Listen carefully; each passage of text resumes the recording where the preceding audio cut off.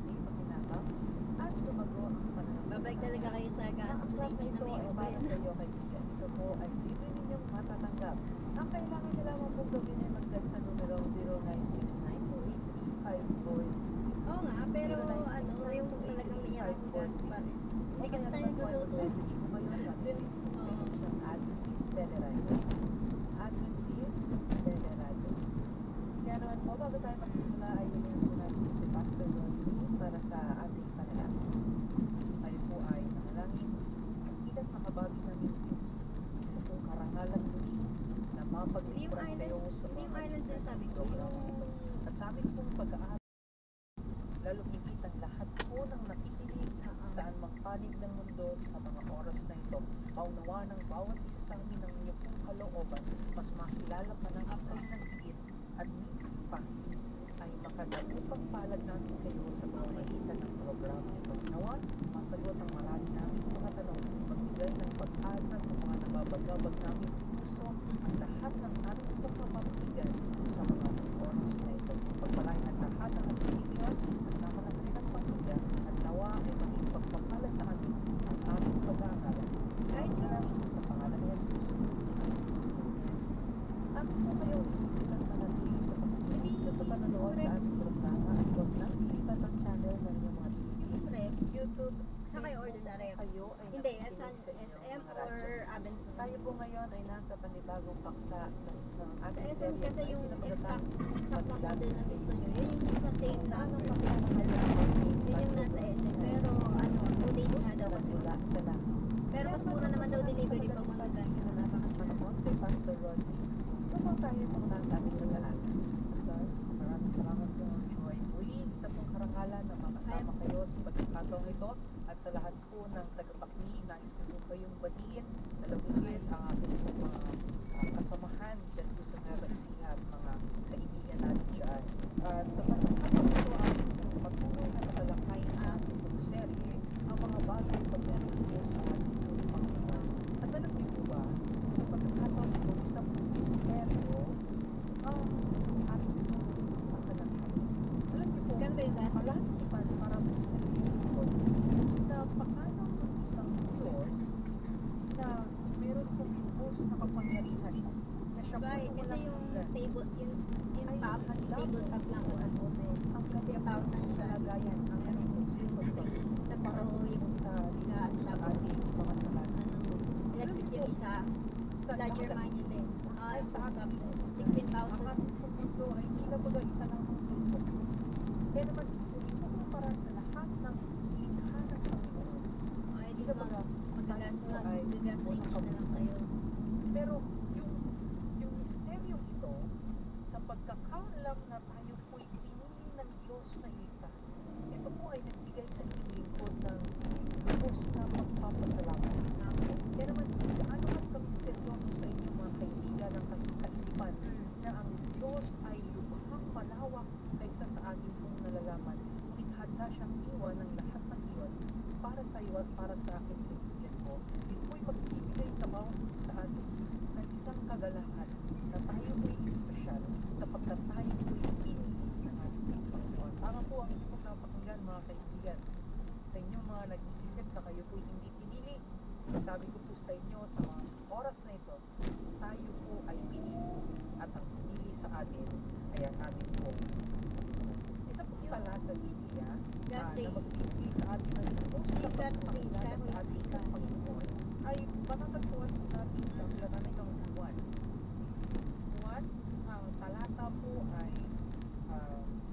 ang kapitulo po, ang talata po ay 11 at ang kapitulo po ay 38. John 6 verse 38. At ito ang sinasabi, sapagkat ako'y bumabala sa langit, hindi upang gawin ko ang aking sariling kalooban. Kasi yung iba may distinction as first, first na ginano, so pinapasok yung mga yun. Ito po yung role ng ating pong Panginoon. Bakit po siya pumarito? Hindi naman yung kanyang napakagandang kalagayan sapagkat siya po'y isinugo sa isa pong gawa. Okay? Hindi lamang po yun. Isa pang pala, sa John 3 verse Kahit wag na yun, ano sa ating pong pag-isipan, tsaka makikita pa kayo mas walang maganda. pang umakyat sa langit maliban sa kanya na bumabanggaling sa langit. Kasabay ko si Doc, Anak.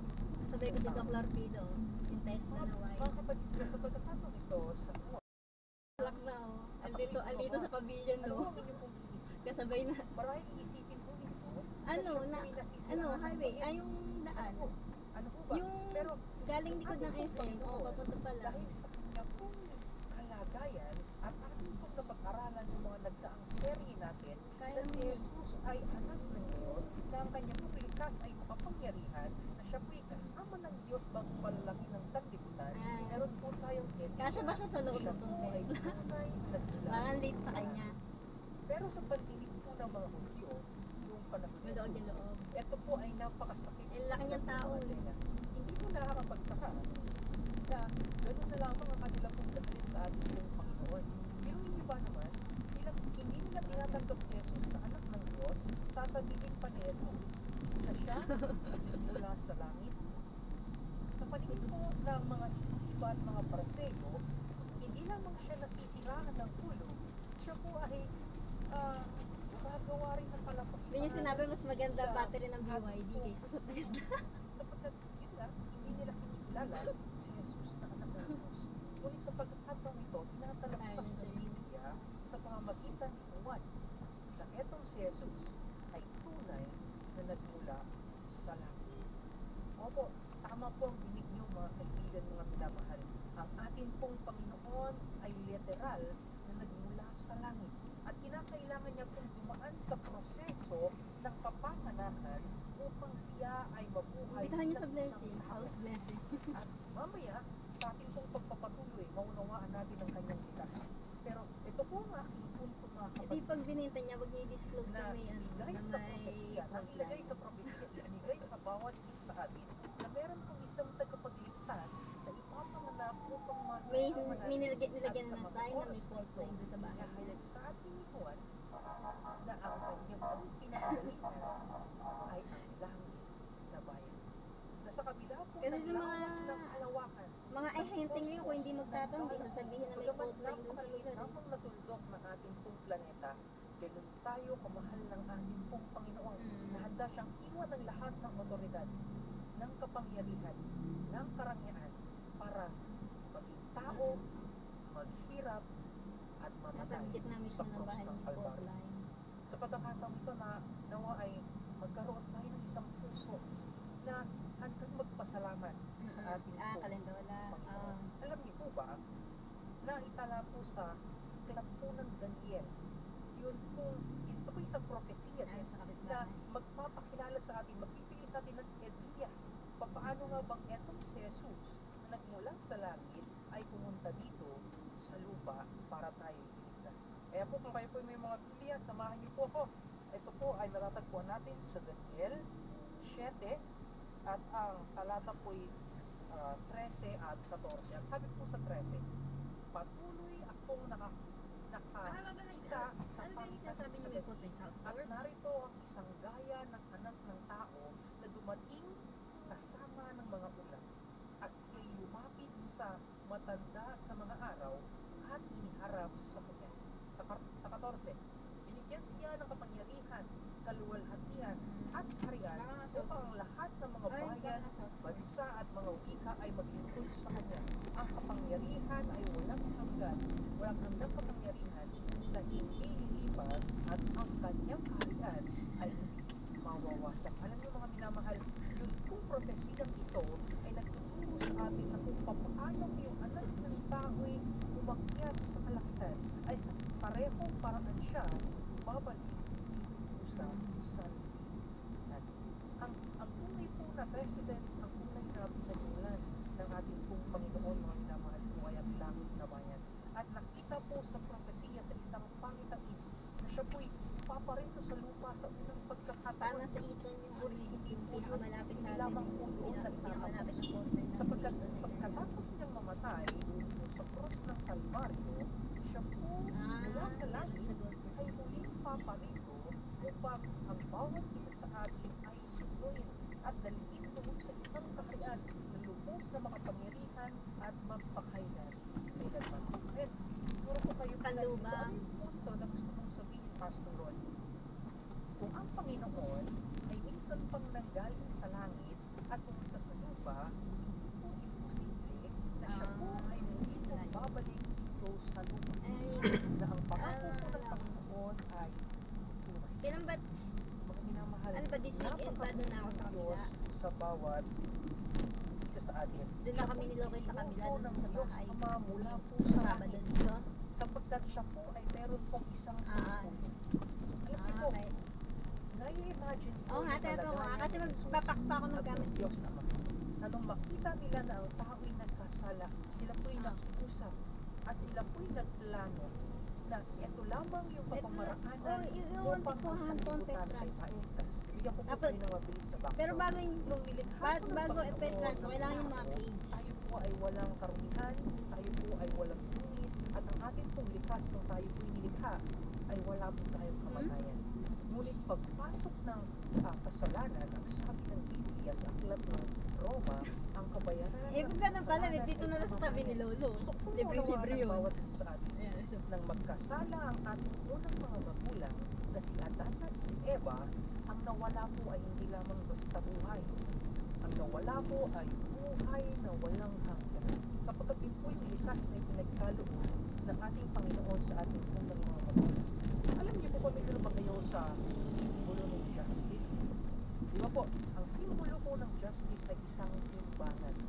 Sa makatuwid, noon kung mawala ang buhay na walang hanggan nang dahil sa kasalanan, wala pong kahit anong pwedeng maging kabayaran noon kung nawalang buhay na walang hanggan, kundi siyang meron ding buhay na walang hanggan.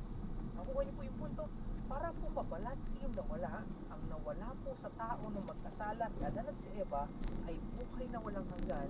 Ang naging kabayaran ay si Jesus na meron ding taglay na buhay na walang hanggan. Siya po isinugo ng Ama mula sa langit. Yung kanya pong existence doon na napakaganda ay kanya pong iniwan. Yung kanya pong napakagandang corona at yung kanyang kasuotan ay kanya pong tinubad upang siya po ay maging isang tao. Kinailangan niya pong maging kagaya natin upang tayo po ay maligtas. Isa pa pong tala na napakaganda na magtuturo sa atin ng kalagayan ng Panginoon upang tayo po ay mailigtas ay matatagpuan po sa aklat ng unang Pedro. Ayos ko po kayo imbitahan kung kayo po ay may mga Biblia. Buksan po natin ang ating pong mga Biblia sa aklat po ng unang Pedro. Uno, ang talata po ay 20. Ito po ang sinasabi. Siya ay itinalaga ng una bago itinatahag ang sanlibutan. Ngunit ihayag sa mga huling panahon dahil sa inyo. Mga kapatid, bago pa nilikha ang sanlibutan, nakita na ng Panginoon sa kanya pong karunungan ang posibilidad na ang tao'y magkasala. Kaya naman, yun pong plano ng kaligtasan ay matagal nang nakalatan. Ako niyo po yung punto, mga kaibigan ko. Mula doon sa langit na bayan, meron na agad silang backup plan. Meron na silang tinatawag nating parang insurance na kung ang tao'y magkasala, meron na silang plano kung paano tayo iligtas. At alam niyo po ba, nung tayo ay magkasala, ayon sa kanilang plano, ay ipinadala ang ating pong Panginoon Jesus mula sa langit at namuhay na kasama natin upang tayo po ay makasumpong ng kaligtasan.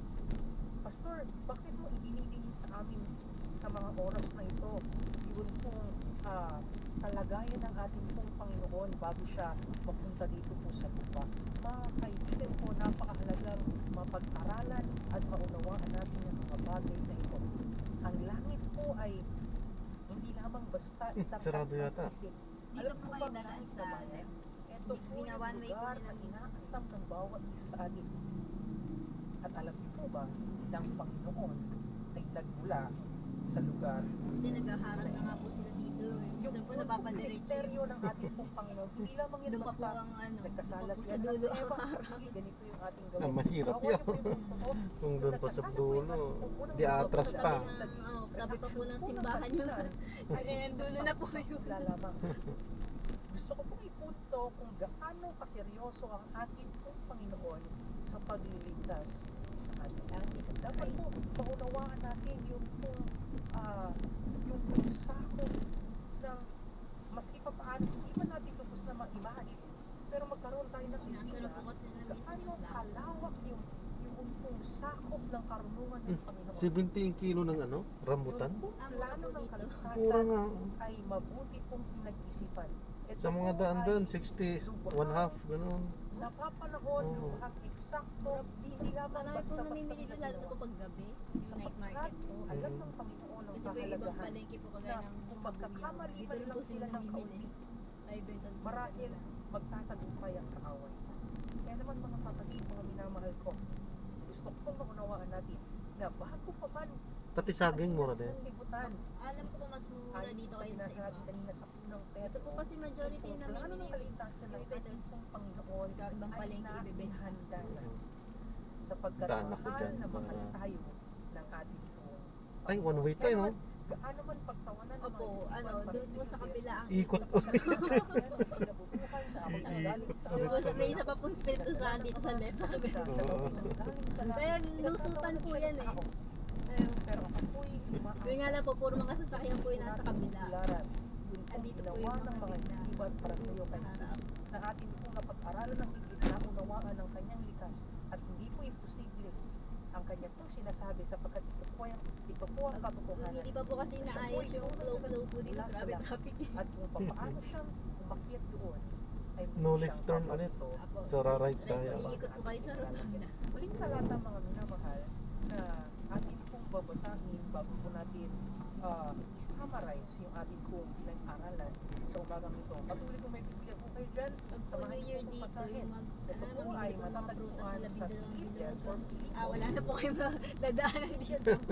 Pati po itong plaza may tindahan. 5 hanggang Lakad lang talaga. 7. Eto pa, na? Opo. Ah. Philippians 2 verses 5 hanggang 7. Ngayon lang ako nakarating dito. Magkaroon kayo sa inyong Pwede po Tapos kayo dito, sa right. correct na. na kay Viral nga po Kristo ngayon yung naman. anak ng mayor Verse namin 6, eh. na siya'y bagaman Bakit po? nasa Siya po yung isa sa mga nepo baby. Yung sa flood control po. Yung mga may mga luxurious na buhay. Hindi, may ano din, may Rolls Royce din. Ay, ano po ang nakikita ko dito. Bit-bit po nung asawa ng dati namin mayor. Pero kapatid din po yun ng mayor Ano po namin yung yun. ano po yung sinasabi ng Panginoon? Nais ng Camaro. Panginoon ay Ah, ang Camaro. karakter Kamarot po ang dinadala niya pagka sa bayan. multiply sa atin. Nais ng Diyos na yung kanya pong karakter ay maski pa paano sa ating pong pagsusumikap at sa ating pong pananampalataya ay Yung dun, yung pinakadulo po ng barangay namin eh, hindi na po nawawala ng tubig ating eh. pong makakaya. Yun Na yung kahit siya, may bangka na sila doon, meron lang, kinulungan ko po Venice Beach, Venice Canal. Binis ka na siya. Pero may bridge na po kasi, footbridge nga lang, tapos may bangka na dadaan sa ilalim. responsibilidad. Yun nga lang, color green ng tubig. Ng bawat isa sa atin ay magkaroon ng puso na kagaya niya. Marami ng ilan ay nahihirapan na sumunod sa Diyos. Alam ko po marami sa atin ang nag-i-struggle na sundin ng kanyang mga kalipunin, ang kanyang mga inuutos, ang kanyang pong mga pamantayan. Ngunit alam niyo po ba na kung tayo po'y mag-focus sa kababaang loob, kung tayo po mag-joy ay magiging maibigin, kung tayo po ay lubos na maunawaan ang ating pong kalagayan, yun po ang pagsunod ay posible. Sapagkat kung meron lang siguro na may karapatan na magmataas, kahit yun, dapat din yung ating Panginoon. Pero, hindi niya po yung ginawa. Bagaman ang kanyang likas ay dakila, bagaman ang kanyang likas ay Diyos, pero minarapat niya na maging isang tao kung yun lamang yung paraan upang ang bawat isa sa atin ay magkamit ng kaligtasan. Kaya naman mga minamahal ko sa pagkakataon ito, gusto ko pong italastas at ipaunawa sa lahat na ang Diyos na ating pong sinusunod ay nagmula po sa langit na bayan, na ang plano po ng kaligtasan Parang wala pa ata dito sa inyo yung dali eh, no? Yung mura na ang- Wala po. Wala pa. Kaligtasan ay nakatakdana bago Yung pa convenience store po lalaki yun dito. Oo. sapagkat ang ating pong Panginoon ay napaka-intentional dahil mahal na po tayo. Kaya naman sana lahat na nakikinig ay nanonood ng aral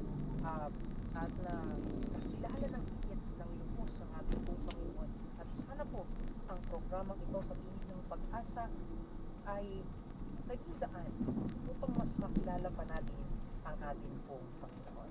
Ma'am Joy? Pastor, bakit kaya pinili ka talaga mo? Tanong, general question. Bakit pinili ng Panginoon na sa pagsabi na maipanghati?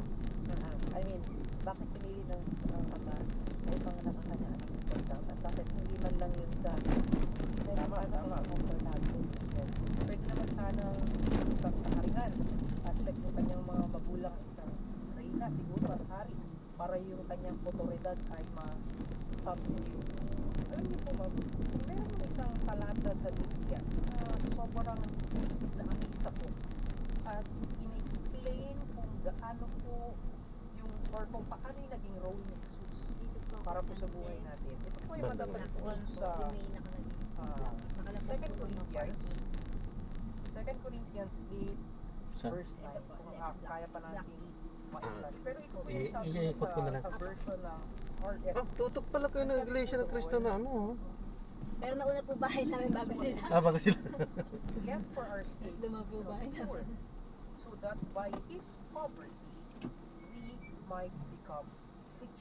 Yun po ang sabi sa 2 Corinthians 8 verse 9. So kung kayo po may mga Biblia, pwede niyo po yung basahin sa Tagalog. Pero ito po yung Maganda rin sagot. dito Ito sa sabi iba sa pa, Tagalog no? ha? Sa Tagalog, sapagkat nalalaman Ang daming mga convenience to, ang no? kaya ng ating Panginoong Jesucristo. Na bagaman siya'y mayaman, subalit alang-alang sa Sarap na natin sinasa. Maraming salamat po sa panonood hanggang sa muli. Ingat, God bless. Paalam po muna pansamantala at tayo ay mag-ikot-ikot para makakuha ng panibagong misyon. Paalam po. po ay manalangin. Mapagpalang Diyos, maraming salamat po sa katong ito na pinahagi niyo po sa amin. Mapag-aralan ng inyong mga salita na maihayag ang inyong pong kabutihan. Pagpalain nawa o Diyos ang lahat ng nakikinig sa mga oras nito. Patuloy nawa nila kayong makilala. Patuloy silang magkaroon ng mas malapit na relasyon sa inyo. Akin pong dalangin ipagpalain din ang kanilang mga tahanan. Makasumpong sila ng kapahingahan na sa iyo lamang matatagpuan. At kagaya ng mensahe na aming pong napakinggan, nawa po ay bigyan kami ng isang puso na kagaya ng sa aming pong Panginoon. Isang puso na handang magpakumbaba, isang puso na handang kilalanin ang aming pong kalagayan upang sambahin kayo at sundin ang inyong pong kalooban. Ama, salamat sa katiyakan na palagi niyo po kami gagabayan sa lahat ng pagkakataon. At nawa, ang programang ito ay patuloy niyo pong gamitin upang maihayag sa kadululuhang bahagi ng sanlibutan ang inyong pong mabuting balita. Pagpalain kami patuloy at naway maraming pagkakataon at madala sa inyong pong paanan. Ito ay aming dalangin sa pangalan ng aming Panginoong Hesus. Amen. Maraming salamat po sa inyong pagtutok sa ating programang Tinig ng Pag-asa. Tayo po ay patuloy na maghahatid ng mga balita ng pag-asa sa lahat hanggang sa pagdating ng ating Panginoong Hesus. Bukas po ay samahan niyo po kaming muli ni Pastor Rodney para sa panibagong paksa upang atin pong lubos na maunawaan ang mga katotohanan na nakasaad sa banal na kasulatan. Muli po ako si Sister Joy Esteves na nagsasabi, sa Panginoon ka magtiwala sapagkat siya ang tanging pag-asa. Magandang araw po at pagpalain kayo ng ating Panginoon.